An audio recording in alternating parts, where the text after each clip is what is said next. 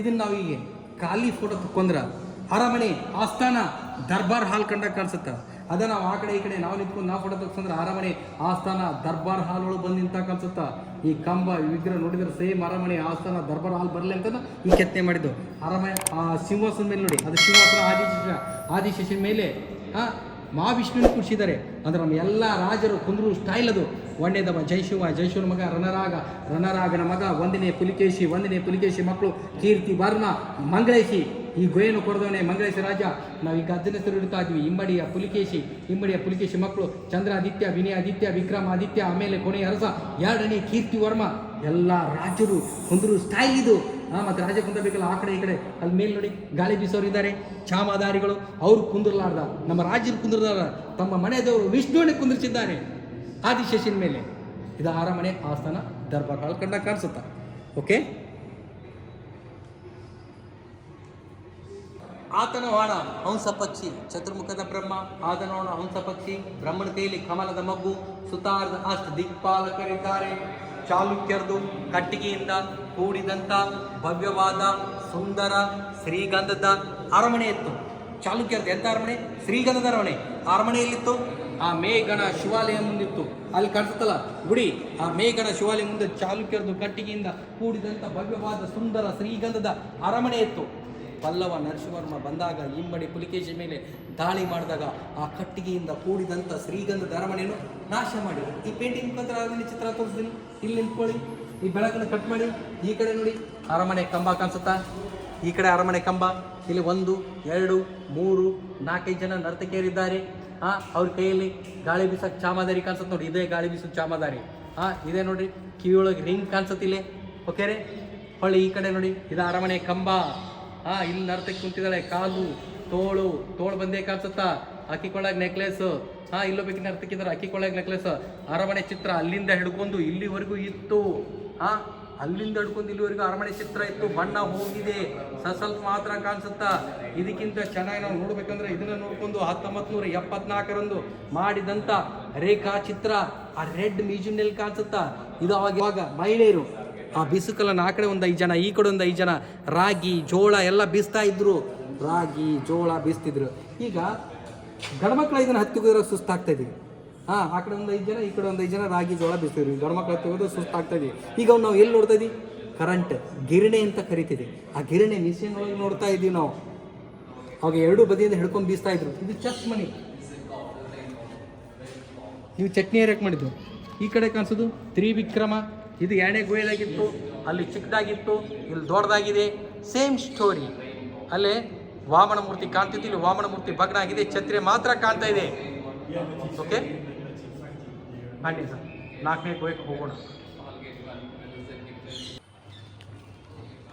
Sir ಇಷ್ಟು ಗುಡ್ಡು ಬಿಸಿಕಲ್ಲ. ಆಗ ಹೆಣ್ಮಕ್ಳು ಬೀಸ್ತಿದ್ದೀರಿ.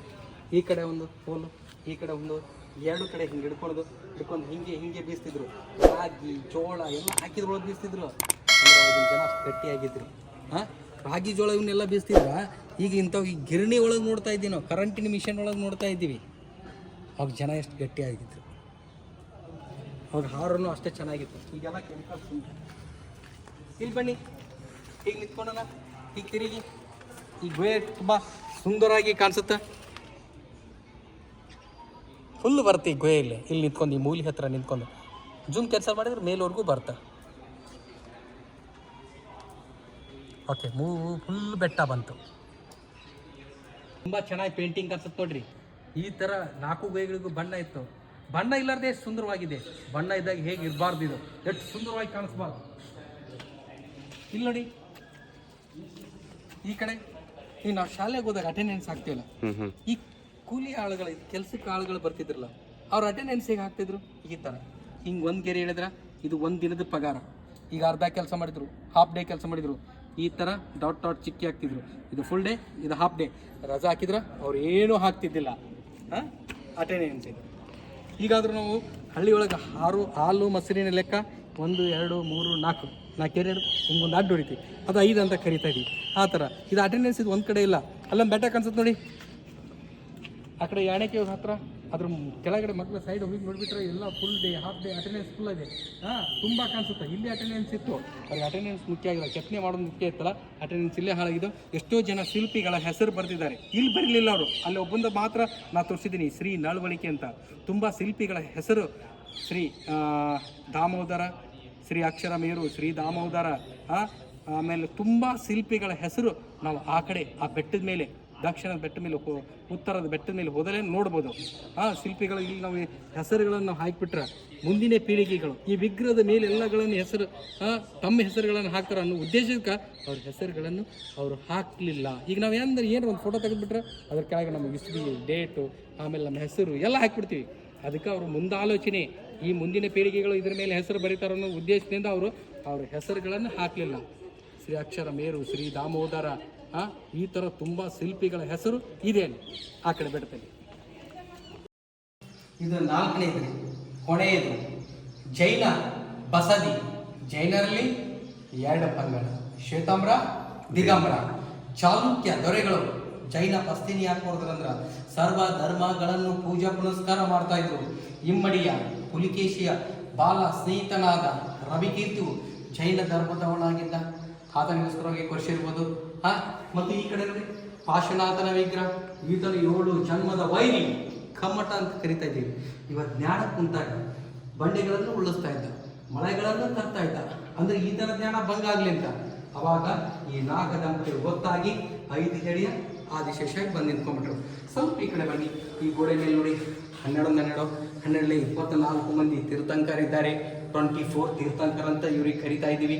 ತಲೆ ಮೇಲೆ ತ್ರಿಯಂಬ್ರೇಲ, ಮುಕ್ಕೊಡೆ, ಸಮ್ಯಕ್ಕೆ ಧ್ಯಾನ, ಸಮ್ಯಕ್ಕೆ ಚಾರಿತ್ರ್ಯ, ಸಮ್ಯಕ್ಕೆ ದರ್ಶನ. ಇದು 24 ತೀರ್ಥಂಕರು. ಇಲ್ಲಿ ಬಣ್ಣ ಕಾಣಿಸುತ್ತೆ ಮೇಲೆ ಕೆಂಪ, ಹಸರ, ಸಸತ್ ಕೆಂಪನ ಕಾಣಿಸುತ್ತ, ಅಂದ್ರೆ 4 ಬಣ್ಣ, ಕೆಂಪ, ಹಸರ, ಹಳದಿ, ಎರೆ ಬಣ್ಣ, ಎಲ್ಲ ಬಣ್ಣಗಳನ್ನು ಪೇಂಟ್ ಕಂಬಕ್ಕ ವಿಗ್ರಹಕ್ಕೆಲ್ಲ ಬಣ್ಣ ಹೋಗಿದೆ. ಸಸತ್ ಮಾತ್ರ ಕಾಣಿಸುತ್ತ. ಈ ಕಡೆ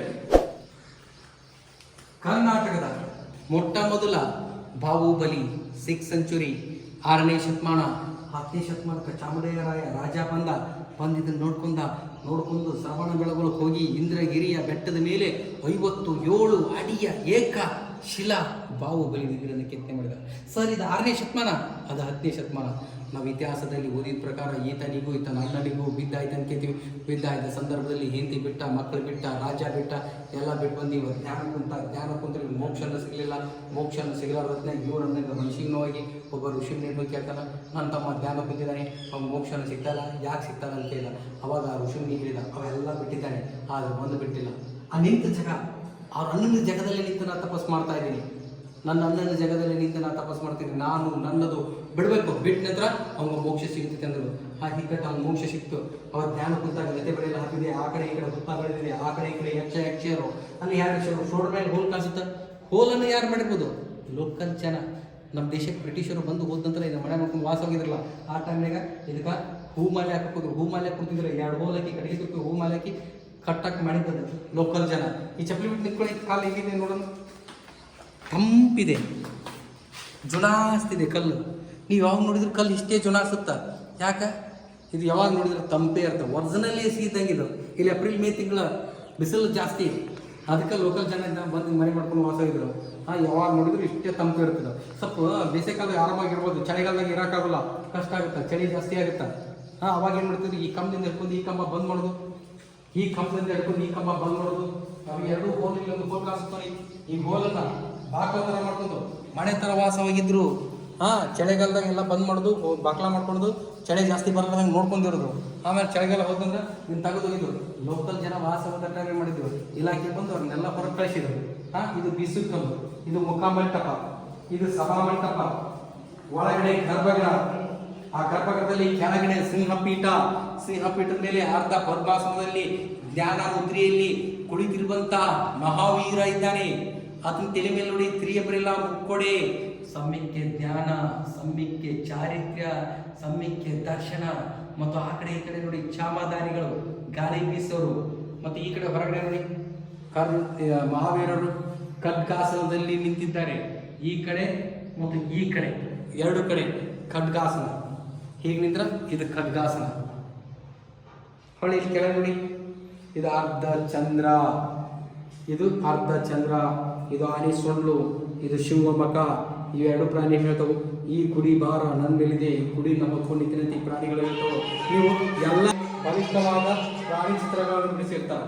ನೀವು ಎಲ್ಲ ಗುಡಿಗಳಿಗೆ ಹೋದಲ್ಲಿ ನೋಡಿರುವುದು ಕೆಳಗಡೆ ಪ್ರಾಣಿ ಚಿತ್ರಗಳನ್ನು ಬಿಡಿಸಿರ್ತಾರೆ. ಆನೆ ಮತ್ತು ಸಿಂಹ, ಈ ಗುಡಿ ಭಾರ ನನ್ನ ಮೇಲಿದೆ, ಈ ಗುಡಿ ನಾವು ಹೊತ್ಕೊಂಡಿದ್ದಂತೆ ಈ ಪ್ರಾಣಿಗಳು ಹೇಳ್ತಾವೆ. ನೀವು ರೌಡಿ ರಾಠೋಡ್ ನೋಡಿದಿರ ಫಿಲ್ಮ್, ರೌಡಿ ರಾಠೋಡ್, ವೀರ ಮದಕರಿ, ವಿಕ್ರಮ ಕೂಡ ಆ ಫಿಲ್ಮ್ ಒಳಗೆ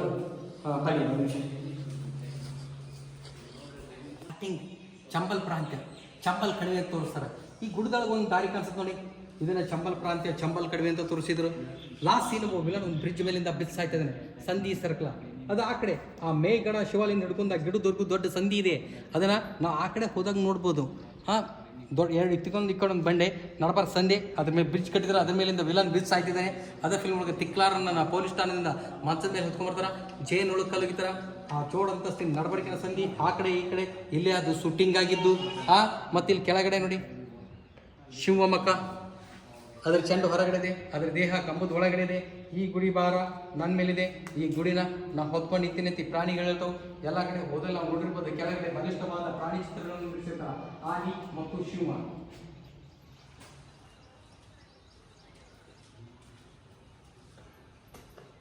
ನನಗೆ ಗೈಡಾಗಿ ಸಿಕ್ಕಿದ್ದು ಮುತ್ತು ಚಾಲುಕ್ಯ ಅವರು ಅಂತ. ತುಂಬ ಚೆನ್ನಾಗಿ ಎಕ್ಸ್ಪ್ಲೇನ್ ಮಾಡಿದ್ದಾರೆ, ಸೂಪರಾಗಿ ಎಕ್ಸ್ಪ್ಲೇನ್ ಮಾಡ್ತಾರೆ. ನೀವು ಯಾರನ್ನ ಬಾದಾಮಿಗೆ ಬಂದರೆ ಅವ್ರ ಫೋನ್ ನಂಬರ್ ಬೇಕಾದ್ರೆ ಡಿಸ್ಕ್ರಿಪ್ಷನಲ್ಲಿ ಹಾಕಿರ್ತೀನಿ, ಅವ್ರಿಗೆ ಡೈರೆಕ್ಟಾಗಿ ಕಾಲ್ ಮಾಡಿ. ನನ್ನ ಫೋನ್ ನಂಬರ್ ಹೇಳ್ತೀನಿ. ನನ್ನ ಹೆಸರು ಮುತ್ತು ಚಾಲುಕ್ಯ ಅಂತ, ಬಾದಾಮಿ ಗೈಡ್. ನನ್ನ ಫೋನ್ ನಂಬರ್ 9844521672. ಸೊ ನೀವು ಬಾದಾಮಿಗೆ ಏನಾರ ಬಂದು ಎಕ್ಸ್ಪ್ಲೋರ್ ಮಾಡಬೇಕು ಅಂತಿದ್ದೀರಾ ಅಂತ ಹೇಳಿದ್ರೆ ಒನ್ ಡೇ ಬಿಫೋರ್ ಅವ್ರಿಗೆ ಇನ್ಫಾರ್ಮ್ ಮಾಡಿ, ಅವ್ರು ನಿಮಗೆ ಕಂಪ್ಲೀಟಾಗಿ ಹೇಳ್ತಾರೆ. ಥ್ಯಾಂಕ್ ಯು, ತುಂಬ ಥ್ಯಾಂಕ್ ಯು ಹೇಳಿದ್ದಕ್ಕೆ. ಯಾಕಂದರೆ ನಾನು ಬಂದಿದ್ದೆ, ಸಣ್ಣನಿದ್ದಾಗ ಬಂದಿದ್ದೆ, ಅವಾಗ ಅಷ್ಟು ನಮಗೇನು ಗೊತ್ತಾಗ್ತಿರಲಿಲ್ಲ. ಚೆನ್ನಾಗಿತ್ತು, ನೋಡೋಕೆ ಚೆನ್ನಾಗಿತ್ತು ಅಂತ ಬಂದು ಹೋಗುತ್ತೆ. ಬಟ್ ಇವಾಗ ನೀಟಾಗಿ ಅರ್ಥ ಆಗಿದೆ ಯಾವ ಥರ ಏನಿರುತ್ತೆ ಅಂತ. ಸರ್ ತುಂಬ ಥ್ಯಾಂಕ್ ಯು.